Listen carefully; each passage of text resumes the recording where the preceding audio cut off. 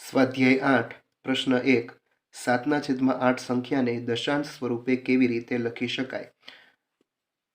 ચાલો હવે દરેક દાખલાનું સોલ્યુશન છે એ આપણે સ્વાધ્યાય 8ના દરેક દાખલાનું સોલ્યુશન મેળવીશું. Example solution.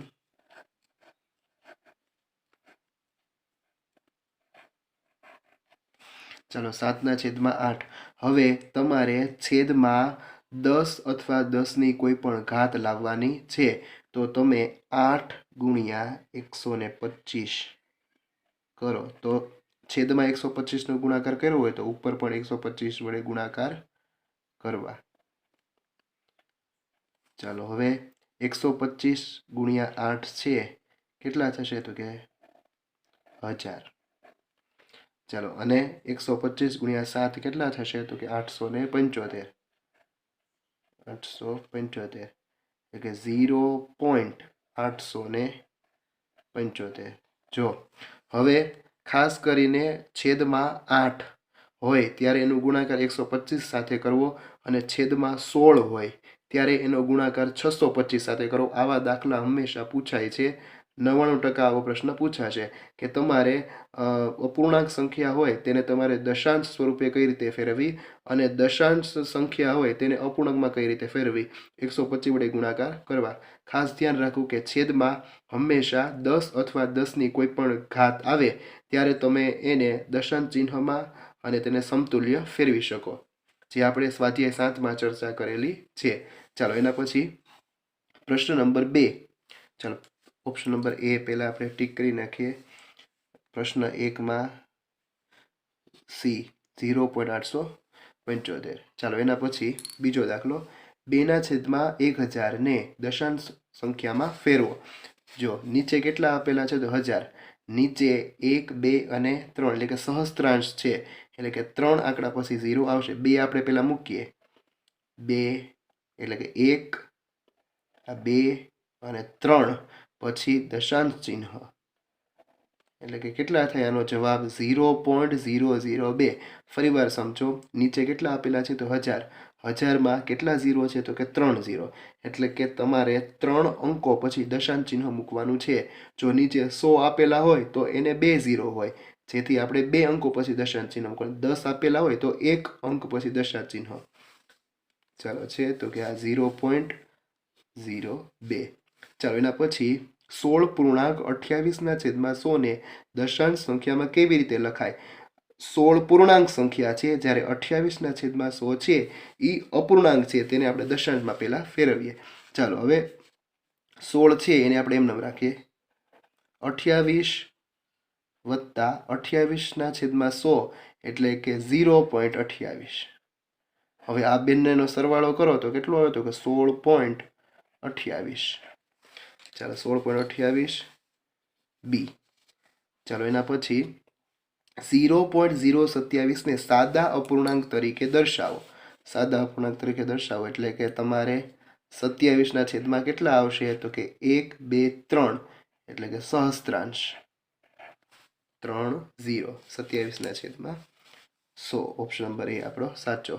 ચાલો એના પછી ચોથો એક્ઝામ્પલ. 0.04 સંખ્યાને વ્યાવહારિક એટલે કે સાદા અપૂર્ણાંકમાં કઈ રીતે લખી શકાય? ચાલો 0.04 ને આપણે લખીએ કે 4/છેદમાં કેટલા આવશે? તો કે 1 અને 2 2. ચાલો 4/100. પણ હજી આના ભાગ છે એ પડે છે. કેટલા ચોક 100? તો કે 25 ચોક 100. ચાલો અંશમાં જ્યારે એક પણ સંખ્યા હોય નહીં એટલે 1 હોય જ. છેદમાં કેટલા? તો કે 25. જો ઓપ્શનમાં તમને 4/100 આપેલો હોય તો તમે એ પણ ટીક કરી શકો, અને 1/25. ચાલો એના પછી છઠ્ઠો દાખલો. 17/10 નું દશાંશ રૂપ શું છે? ચાલો 17/10 એટલે કે નીચે 1 0 એટલે કે 1 આંકડા પછી પોઈન્ટ એટલે કે 7 પછી પોઈન્ટ એટલે 1.7. ચાલો એના પછી સાતમો પ્રશ્ન. 1 પૂર્ણાંક 5/8 ને દશાંશ રૂપમાં કઈ રીતે લખાય? એક પૂર્ણાંક સંખ્યા છે, જ્યારે 5/8 અપૂર્ણાંક સંખ્યા છે. જુઓ નીચે 8 આપેલા છે. શરૂઆતનો સ્વાધ્યાયનો પહેલો એક્ઝામ્પલમાં પણ છેદમાં 8 આપેલા છે તો આપણે એનો ગુણાકાર કોની સાથે કર્યો હતો? તો કે 125 સાથે. ચાલો પહેલાં આને આપણે છૂટા પાડી દઈએ કે એ કેમ નામ રાખીએ, વત્તા 5/8, 5/8, 8નો ગુણાકાર 125 સાથે, 5નો ગુણાકાર પણ 125 સાથે. ચાલો તો ચાલો 125 ગુણ્યા 5 કરો તો 625 છેદમાં 1000, 0.625, 1 વત્તા 0.625 એટલે કેટલા થાય? તો કે 1.625 છે ઓપ્શનમાં. આ બંનેનો સરવાળો ઓપ્શન ડી. ચાલો હવે આના સિવાય તમે આ મિશ્ર સંખ્યા છે એને અપૂર્ણાંકમાં ફેરવીને પણ એના છેદ છે તમે ઉડાડી શકો, અથવા છેદમાં છે એ 10ની કોઈ પણ ઘાત તમે મૂકી શકો. ધારો કે 8 × 8, 8માં તમે 5 નાખો તો 13, 13ના છેદમાં 8, તો પછી 8 ગુણ્યા 125 અને 13 ગુણ્યા 125 કરો તો પણ જવાબ છે એ સરખો આવશે. ચાલો એના પછી દાખલો 23ના છેદમાં 100 સંખ્યાનું દશાંશ રૂપ ખાલી જગ્યા છે. ચાલો 23ના છેદમાં 100 એટલે કે નીચે કેટલા આંકડા આપેલા છે? તો 2, 0.23 છે ઓપ્શનમાં. તો કે હા 0.23. ચાલો 17ના છેદમાં 125 તમારે આને દશાંશ સ્વરૂપે ફેરવાના છે, એટલે કે છેદમાં તમારે કેટલા લખવાના છે? તો કે છેદમાં છે એ 1000 કા 1000 કા 100 કા 10, એટલે કે 10ની કોઈ પણ ઘાત આવવી જોઈએ. જો આપણે અહીંયા નીચે 8 આપેલા છે, અથવા પહેલો દાખલો જુઓ, પહેલા દાખલામાં પણ છેદમાં 8 આપેલા છે એટલે 125 સાથે તમે ગુણાકાર કરો. તો હવે છેદમાં 125 આપ્યા છે તો તમે 8 સાથે એનો ગુણાકાર સરળતાથી કરી શકો છો. ચાલો 125 ગુણ્યા કેટલા કરીશું? તો કે 8, તો અંશમાં પણ 8 વડે ગુણાકાર થાય. ચાલો 17 × 8 = 136 છેદમાં 125 ગુણ્યા 8 આપણે 1000 આવ્યા હતા. ચાલો હવે 1, 2 અને 3, તો 3 આંકડા પછી પોઈન્ટ, એટલે 1, 2 અને 3 આંકડા પછી પોઈન્ટ, એટલે કે 0.136, 0.136. ચાલો એના પછી સાદા અપૂર્ણાંક 11/8ને દશાંશ અપૂર્ણાંકમાં કેવી રીતે લખાય? ચાલો ફરીવાર 8 વાળું એક્ઝામ્પલ ખૂબ રિપીટ થાય છે. ચાલો આને આપણે 125 વડે ગુણીએ 8ને છેદને, તો અંશને પણ 125 વડે ગુણાય. ચાલો હવે 11 ગુણ્યા 125 કેટલા આવે? તો કે 1375, અને 125 ગુણ્યા 8 તો તમને ખબર જ છે. હવે કેટલા આંકડા પછી પોઈન્ટ? તો 1, 2 અને 3 આંકડા પછી પોઈન્ટ, એટલે 1.375 એનું દશાંશ સ્વરૂપ થાય 1.375. ચાલો એના પછી મિશ્ર અપૂર્ણાંક 5.9/25 ને દશાંશ અપૂર્ણાંકમાં ફેરવો. ચાલો 5 છે એ આપણે એમનેમ રહેવા દઈએ, વત્તા 9/25. હવે નીચે કેટલા લાવવાના છે? તો કે 100.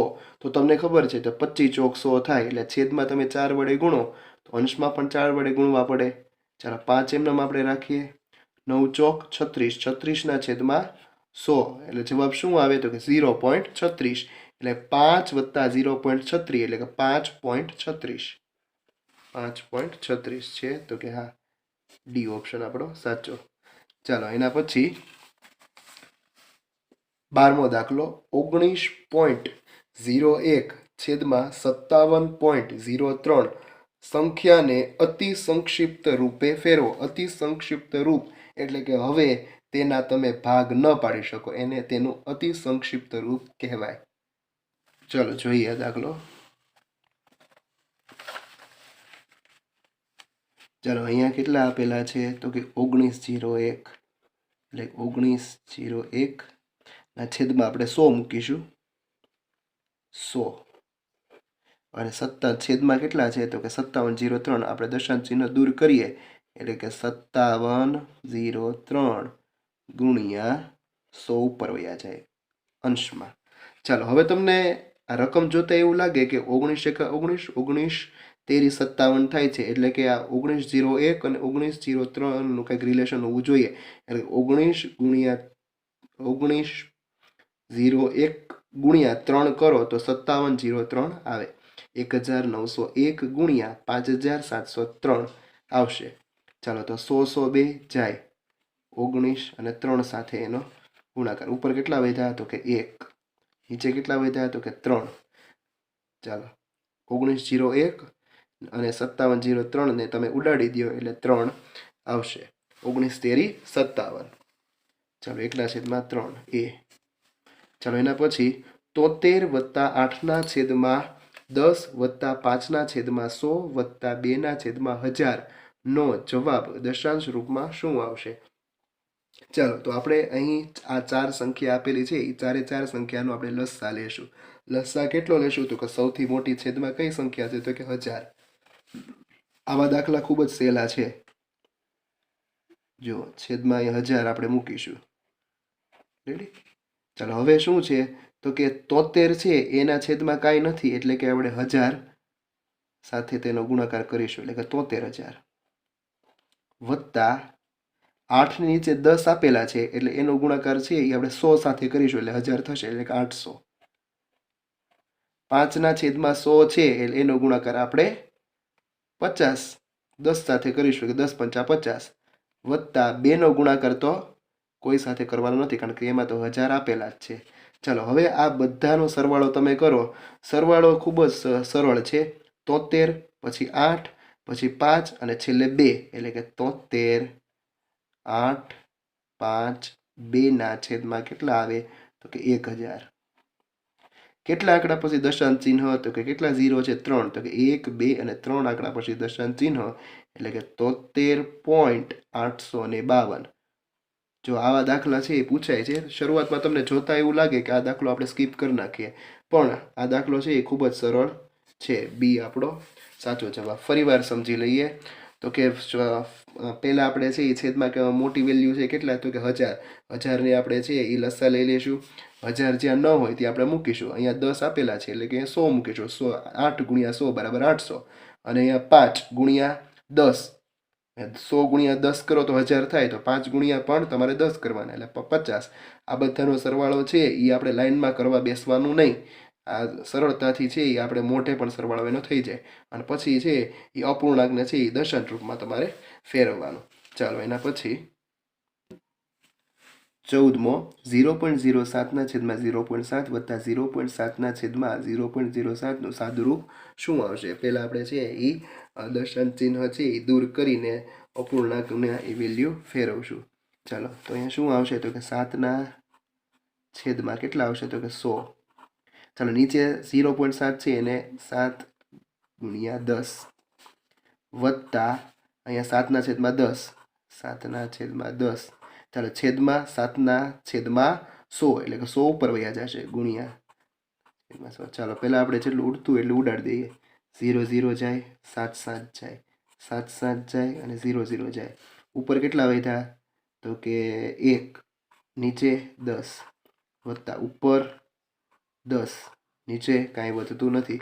ચાલો આ બંનેનો આપણે લસા લઈ લઈએ કે 10. હવે 10નો ગુણાકાર આની સાથે એટલે કે 100 વત્તા અહીં તો છેદમાં 10 છે એટલે 1 એમને 101/10. ચાલો મિશ્રમાં ફેરવવાનું કીધું હોય તો આપણે ફેરવીએ પણ મિશ્રમાં કીધું નથી આપણને એટલે કે 101/10. ચાલો એના પછી 15મો દાખલો 1/2 વત્તા 5/8 વત્તા 11/16 બરાબર શું થાય? ચાલો પહેલાં આપણે લસા લઈશું પછી આપણે દશાંશ રૂપમાં એને ફેરવશું. ચાલો પહેલાં લસા લ્યો તો કેટલો આવે તો કે 16. 2 8 16 એટલે કે 1 8 8 વત્તા 8 દુ 16 5 દુ 10 વત્તા 16 એકા 16 11 એકા 11. ચાલો તો આ બધાનો સરવાળો છે કેટલો આવ્યો તો કે 11 વત્તા 10 21 વત્તા 8 કેટલા થાય તો 29/16. ચાલો હવે એને દશાંશ રૂપમાં તમારે ફેરવવાના છે. 16 આવ્યા. 16નો મેં તમને અગાઉ કીધું છે કે 625 સાથે એનો ગુણાકાર કરવાનો. 16નો 625 સાથે તમારે ગુણાકાર કરવાનો એટલે 10,000 તમને મળશે. એટલે આપણે અહીંયા 10,000 લખી જ નાખીએ. 10,000. ચાલો, તો આનો 625 સાથે આનો પણ 625 સાથે કરવાનો. 29 ગુણ્યા 625. 29 ગુણ્યા 625 તમે કરો તો કેટલા આવે? તો કે 18,125. ચાલો હવે જોઈએ. 1 2 3 4 4 આંકડા પછી પોઈન્ટ. 1 2 3 4 આંકડા પછી પોઈન્ટ એટલે કે 1.8125. 1.8125. ચાલો, એના પછી 16મો દાખલો. 153 ગુણ્યા 500 છેદમાં 25 ગુણ્યા 100 ગુણ્યા 4 નું તમારે સાદું રૂપ મેળવવાનું છે. ચાલો જોઈ લઈએ. રકમ મેં લખેલી છે. હવે જોયો 25 દુ 50 અને પાછળ 0 એટલે કે 20. પછી 4 પંચા 20. ચાલો હવે 100 ને આપણે એમ રાખીએ કારણ કે આપણે દશાંશ ચિહ્ન મૂકવાનું છે એટલા માટે. 153 ગુણ્યા તમારે કેટલા કરવાના છે? તો કે 5. 153 ગુણ્યા 5 કરો એટલે કે 765 તમને મળે. વિડીયો મોટો ન થાય એટલા માટે આપણે છે એ ગુણાકાર મેં અગાઉ કરેલો રાખેલો છે. 153 ગુણ્યા 5 કરો એટલે 765 છેદમાં 100. ચાલો, નીચે કેટલા 0 છે? 2. તો કે 1 અને 2 આંકડા પછી દશાંશ ચિહ્ન આપણે મૂકીએ એટલે 7.65 જવાબ આવશે. જુઓ 7.65. ચાલો, એના પછી 17મો દાખલો.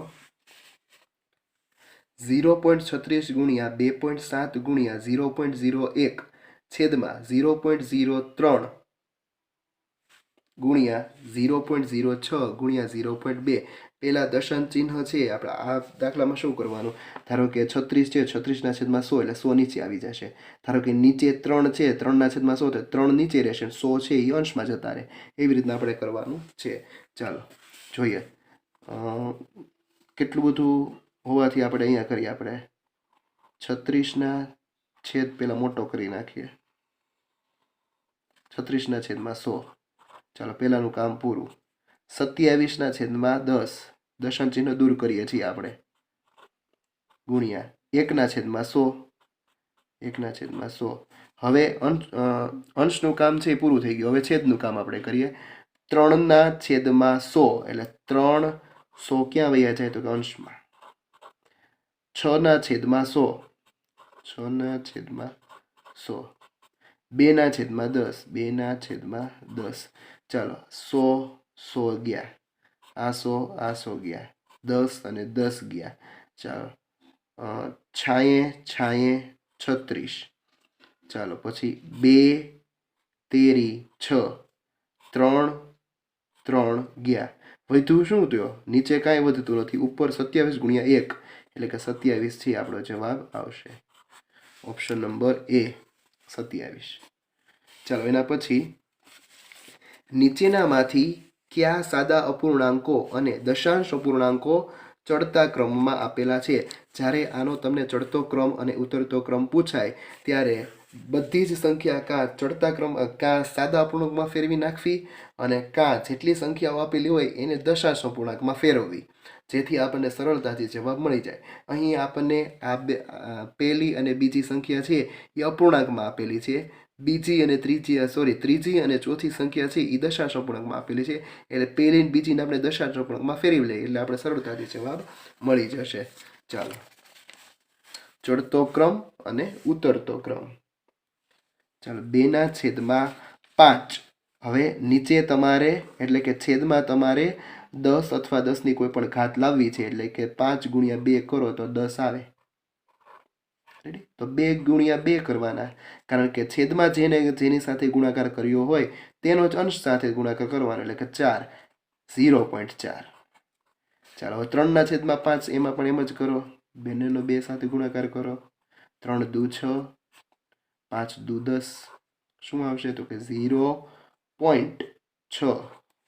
ચાલો, તો હવે આપણી પાસે 4 વેલ્યુ આવી ગઈ. 0.3, એનાથી મોટી 0.4, એનાથી મોટી 0.5, એનાથી મોટી 0.6. રેડી? તો 0.3 છે એ સૌથી નાની સંખ્યા છે. પછી 0.4 આવી એટલે કે 2/5 બી. પછી 0.5 અને પછી 3/5 એટલે કે 0.6 એટલે બી જવાબ આપણો સાચો. જો આ પહેલી 0.3, પછી આ બીજી 0.4, ત્રીજી 0.5, ચોથી 0.6, એટલે લાઈનમાં ચડતો ક્રમ છે એ આવી જાય છે. એટલે કે આ પહેલી, આ બીજી, આ ત્રીજી અને આ ચોથી સંખ્યા આપણને મળેલી છે ચડતા ક્રમમાં. બી ઓપ્શન આપણો સાચો. ચાલો, એવી જ રીતે 19મો દાખલો આપેલો છે.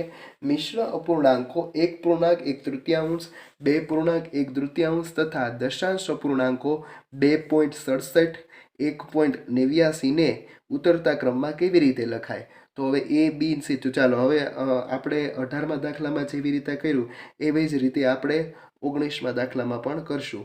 19મા દાખલામાં પણ આપણે પહેલા દશાંશ અપૂર્ણાંકમાં ફેરવી નાખીએ. ચાલો,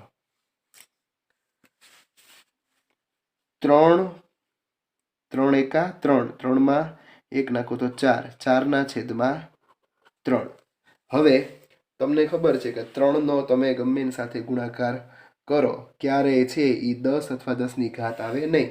એટલે આપણે 4/3 કરવાના. 4/3 કરો તો કેટલી વેલ્યુ આવે? તો કે 1.33. 33 આવે એટલે 1.34 આપણે લખી શકીએ.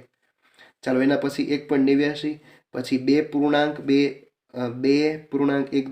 એટલે કે 2 દુ 4, 4માં 5/2. તો આની વેલ્યુ તો તમને ખબર જ છે, કેટલી થાય?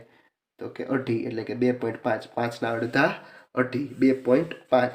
ચાલો, હવે આપણે 4 વેલ્યુ મળી ગઈ. એક આ 2, આ 3 અને 4. તો ઉતરતો ક્રમ એટલે કે સૌથી મોટી સંખ્યા કઈ છે? તો કે 2.67. 2.67 વાળા ઓપ્શન છે સી અને ડી જ છે. ચાલો, સી અને ડી માંથી ગમે એક સાચો જવાબ હોય. પછી 2.67 થી નાની સંખ્યા 2.5, એટલે કે 2.1 તૃતીયાંશ. ઓપ્શન સી આપણો સાચો. હવે આગળ જોવાની જરૂર પણ નથી. પછી 1.89 અને પછી 1.34, એટલે કે 1.1 તૃતીયાંશ.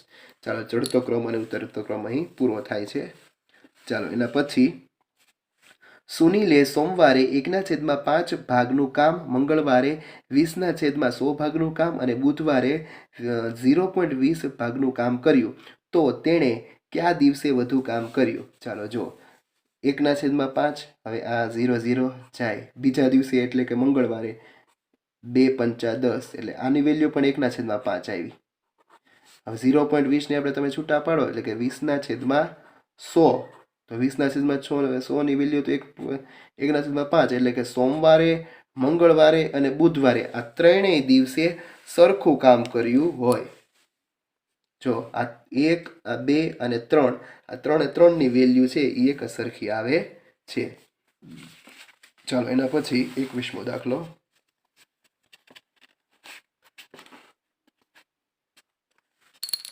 50 સફરજનમાંથી બ્રિજેશભાઈએ 9/25 ભાગના સફરજન અને પ્રિતેશભાઈએ 0.64 ભાગના સફરજન ખરીદ્યા. તો બંનેમાંથી કોણે કેટલા સફરજન ખરીદ્યા? ચાલો, કુલ સફરજન કેટલા આપેલા છે? તો કુલ સફરજન છે 50. બ્રિજેશભાઈએ કેટલા ખરીદ્યા? તો કે બ્રિજેશભાઈએ 9/25. 9/25 ગુણ્યા કુલ સફરજન 50. 25 દુ 50, 9 × 2, 9 દુ 18. ચાલો, એના પછી પ્રિતેશભાઈએ તો કે 0.64. 0.64 એટલે કે 64/100 ગુણ્યા કુલ કેટલા? તો કે 50. ચાલો, 0 જાય. 5 દુ 10 અને 64/2 કરો એટલે 32, એટલે કે 32. જો તો કે બ્રિજેશભાઈએ 18 અને પ્રિતેશભાઈએ 32. બ્રિજેશભાઈએ 18 અને પ્રિતેશભાઈએ 32, એટલે ઓપ્શન એ આપણો સાચો. ચાલો, એના પછી 22મો દાખલો. રાગિણીએ સવારે 22/10 કિમી, સાંજે 1.5/10 તથા રાત્રે 2.5 કિમી વોકિંગ કર્યું. તો તેણીએ સમગ્ર દિવસ દરમિયાન કેટલું વોકિંગ કર્યું? ચાલો, કેટલું આપેલું છે? 22/10, પછી 1 પૂર્ણાંક એટલે 22/10 આપણે એમને મૂકીએ. 10 એકા 10, 10માં તમે 5 નાખો તો 15/10 વત્તા છૂટા પાડીએ, દશાંશ ચિહ્ન દૂર કરીએ, અપૂર્ણાંકમાં ફેરવીએ એટલે 25/10. ચાલો, નીચે 10 આપેલા છે એટલે લસતા 10 મળે. 22 વત્તા 15 વત્તા 25 બરાબર 62. 62 છેદમાં 10 એટલે કે એક આંકડા પરથી પોઈન્ટ એટલે કે 6.2. 6.2 છે ઓપ્શનમાં, તો કે હા ઓપ્શન નંબર બી 6.2 કિમી. ચાલો એના પછી 23મો દાખલો. નીચેનામાંથી શું સાચું છે? અહીં ટોટલ 3 સંખ્યાઓ આપેલી છે.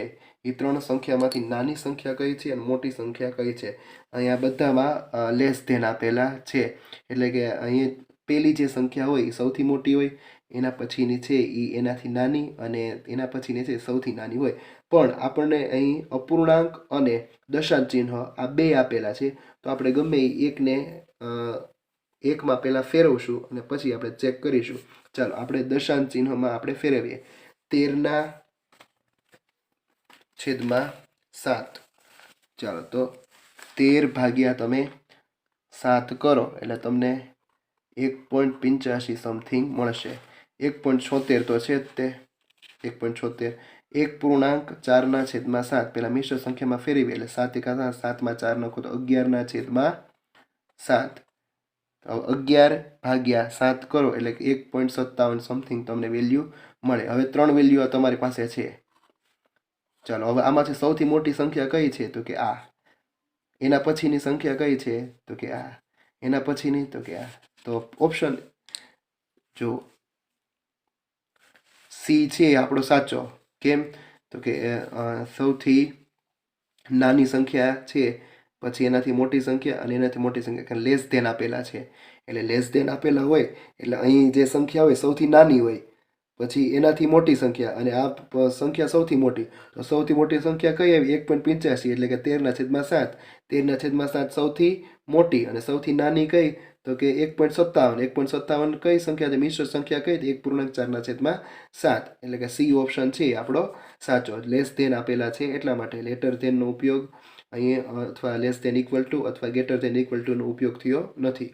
આ સૌથી નાની સંખ્યા, આ સૌથી મોટી સંખ્યા, એટલા માટે આ ચિહ્ન છે એ તમારે પાકા કરવા. ચાલો એના પછી 24મો દાખલો. એક લંબચોરસની લંબાઈ 4.3/4 સેમી અને પહોળાઈ 7.25 સેમી છે, તો તેની પરિમિતિ કેટલી થાય? ચાલો હવે લંબચોરસની પરિમિતિ તમને ખબર છે કે 2 લંબાઈ વત્તા પહોળાઈ, અથવા લંબચોરસની 4 બાજુઓનો સરવાળો. એટલે પરિમિતિ એટલે કે તેની બધી જ બાજુઓનો સરવાળો.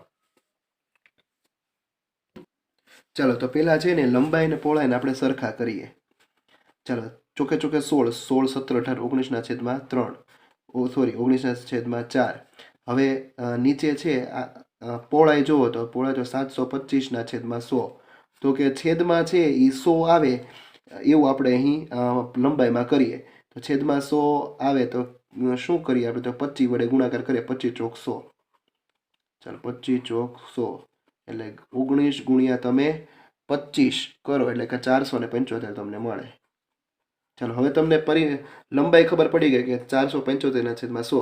હવે પહોળાઈ ખબર પડી ગઈ કે 725/100.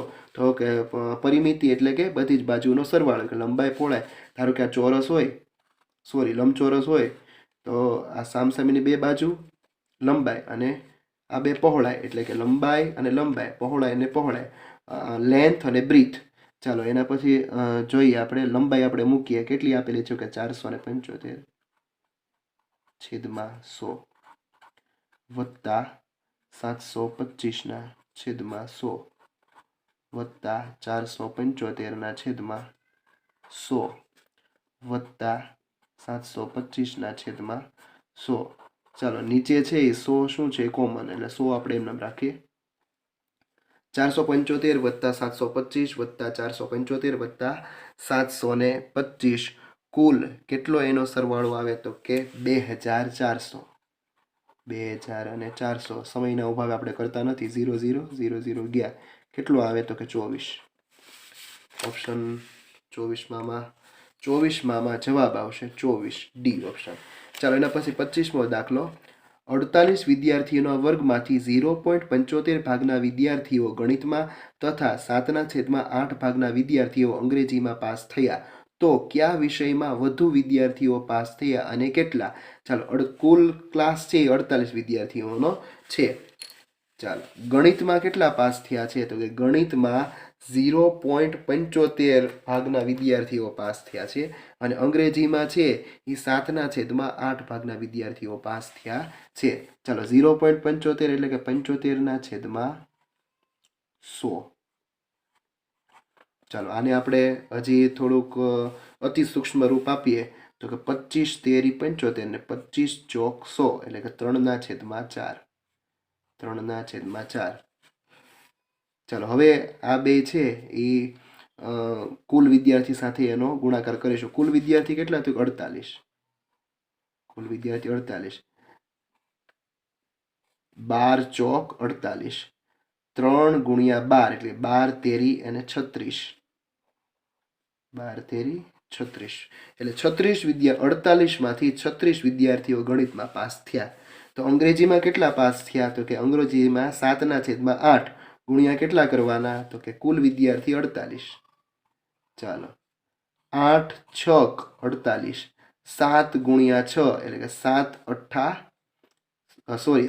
છક 42.